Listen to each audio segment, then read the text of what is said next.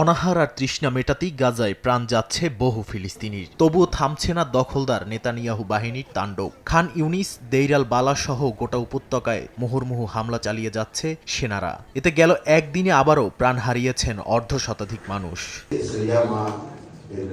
এরই মধ্যে Britain, France ও Japan সহ তাৎক্ষণিক ও স্থায়ী যুদ্ধবিরতির আহ্বান জানিয়েছে বিশ্বের ২৫টি দেশ।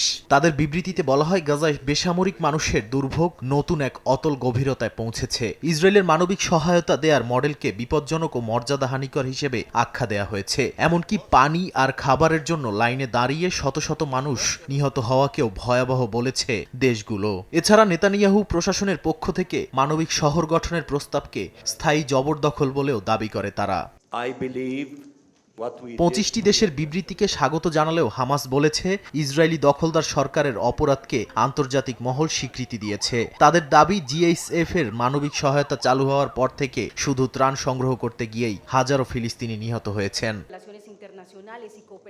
অন্যদিকে ইসরায়েল এই বিবৃতিকে প্রত্যাখ্যান করে বলেছে, মূলত বাস্তবতা ভিন্ন। নেতানিয়াহু প্রশাসন পাল্টা বলছে, যুদ্ধের দায় পুরোপুরি হামাসের, কারণ তারাই যুদ্ধ শুরু করেছে। ইসরায়েল বেশ কয়েকবার যুদ্ধবিরতির প্রস্তাব গ্রহণ করলেও হামাস তা প্রত্যাখ্যান করেছে। তাদের ভাষায়, এই সময়ে এমন বিবৃতি আলোচনার পথকেই দুর্বল করে।